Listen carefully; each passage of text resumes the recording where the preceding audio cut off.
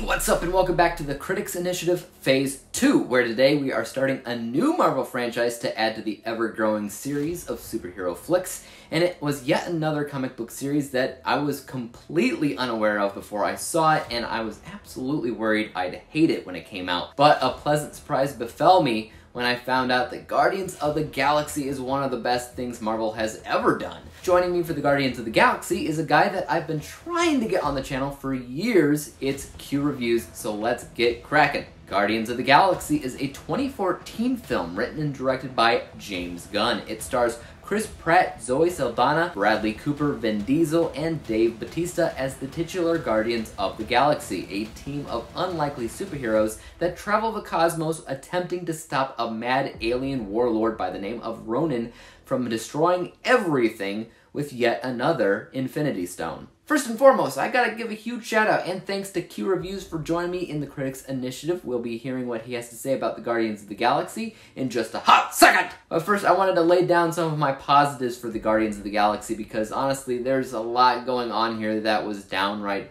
phenomenal. And a breath of fresh air, actually. I was never really a huge comic book nerd. I didn't read a lot of them. My knowledge of any superheroes really just came down to movies and TV shows that came out throughout my life. That's why before the MCU, the only real knowledge I had of Marvel was Spider-Man and X-Men.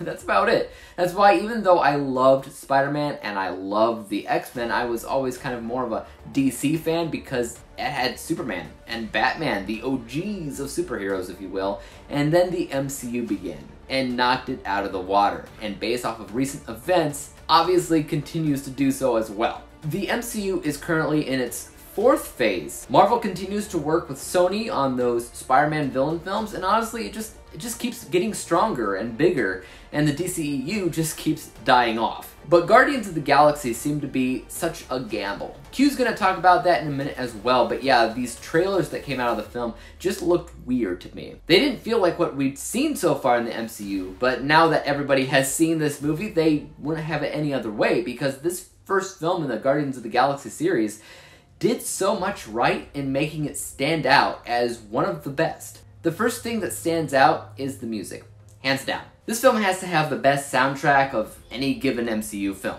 Thor Ragnarok kind of comes close, as does Volume 2 of Guardians of the Galaxy, but this one is it's really iconic to me. The next thing that comes to mind is probably the characters, their chemistry together, and the world building.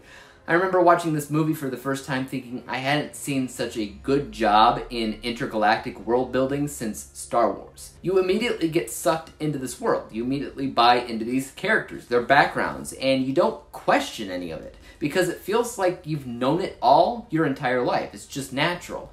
The script, the lines in the film are hilarious, meaningful, and sharp, all that. Guardians has some of the best lines spoken in the MCU, period, thanks to James Gunn. And I don't want to forget to mention the fact that I believe that this film has one of the best cinematic experiences in any of the MCU films in terms of a collection of visuals, music buildup, emotion buildup, tension, all that. The kind of scene that makes you hold your breath. And that's the final scene in the film with the Guardians of the Galaxy and the Infinity Stone. I've never been able to not praise that one sequence. I have nearly the same experience watching that as I do with the end of Endgame. It gives me the same kind of elation watching it. Also, there's something that I want to mention about Groot in the film, so stick around for that. But first, I do want to send it over to Q Reviews to talk about what he thought about Guardians of the Galaxy, so take it away, man. Dave from Interpreting the Stars, thank you so much for having me on your channel to be part of the Marvel Initiative. Here we go. I'm up with Guardians of the Galaxy, the first breakout cosmic dimension theme from Disney. I don't know, I think Thor counts. Thor is kind of interdimensional, but this is way more space stuff, right? So I'm not going to get into the plot. You know the thing. It stars Chris Pratt, Zoe Saldana, Dave Bautista, what's my man named Bradley Cooper as Rocket Raccoon, man. This is the one Disney could have dropped the ball on, you know what I'm saying? This is the movie right here. This is the one that probably might not work for Disney. You know what I'm saying? They're already coming out with their heavy hitters. They did the Avengers. They did Marvel's Captain America, the Winter Soldier. So how do you top this, or how do you even get off your heavy hitters to go into something that might not work? And they picked Guardians of the Galaxy starring Chris Pratt. Now, Chris Pratt wasn't even a household name at this point. He had just come from Parks and Rec. He had got in super shape. You seen him in that trailer, you know what I'm saying, all ripped with, you know, with the six pack. You see this weird thing, I am Groot, like a tree thing. Like, I didn't grow up with Guardians of the Galaxy reading those comics. I'm not gonna even front like I did. Like, I didn't read Guardians of the Galaxy. I played Rocket Raccoon in Marvel vs. Capcom 2. That's my knowledge of Guardians of the Galaxy. But to see this ensemble come on screen and to see Rocket Raccoon, like, they got Bradley Cooper, like, he's a pretty good actor. Why do they have him just voicing a raccoon? But then when I heard his voice, it was on and popping. It was absolutely great. The dance-off was a little off to me when I first seen it at the end. Like, they have a dance-off for the gym, but I think it works. I think the zaniness of Guardians of the Galaxy works. I think the comedy works. I think this renegade team like Star Wars, or these misfits, may I say, really work like a Star Wars doing. This intergalactic thing with Marvel really works. And I think they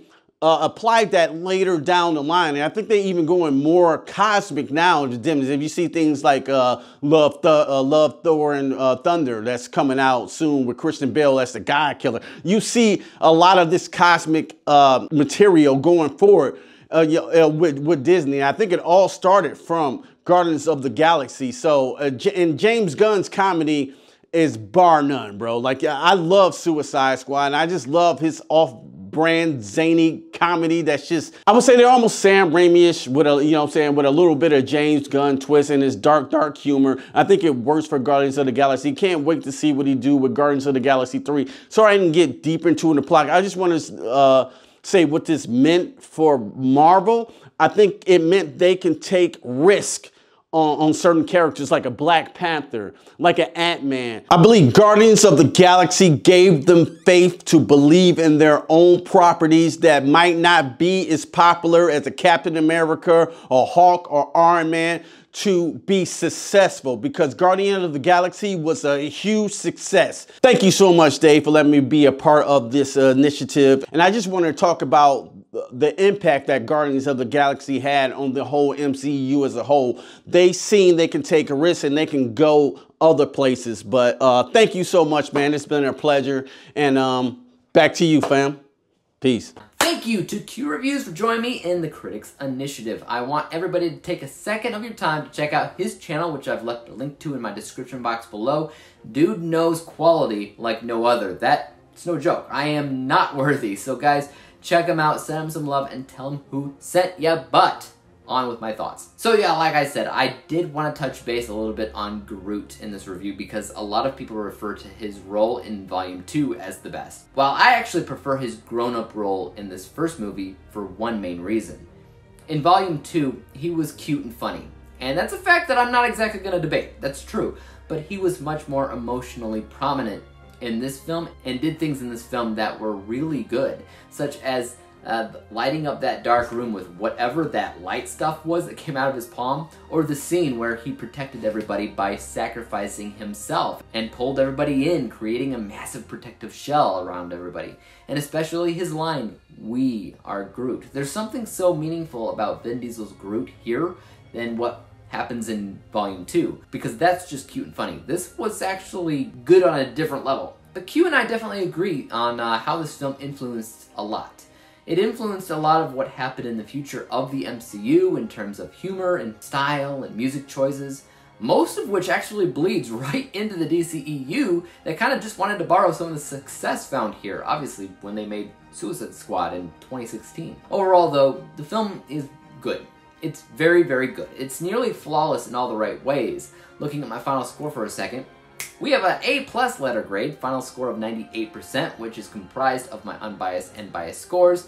You can see from my bias that I feel as if the film is indeed perfect, with a 100% score. My technical score brought that down, of course, but overall 98% is nearly perfect by all counts, and Guardians of the Galaxy remains one of Marvel's best and most surprising films to date. Thank you one last time to Q Reviews for joining me in this review, and we will be seeing him again when I review Guardians of the Galaxy Volume 2. But what do you guys think about Guardians of the Galaxy? Do you think that it's as good as I think it is? Let me know. And as for YouTube, you guys know what to do. Hit the like, hit the subscribe button, and hit the bell to be notified when I come out with my next review. And until then, peace out.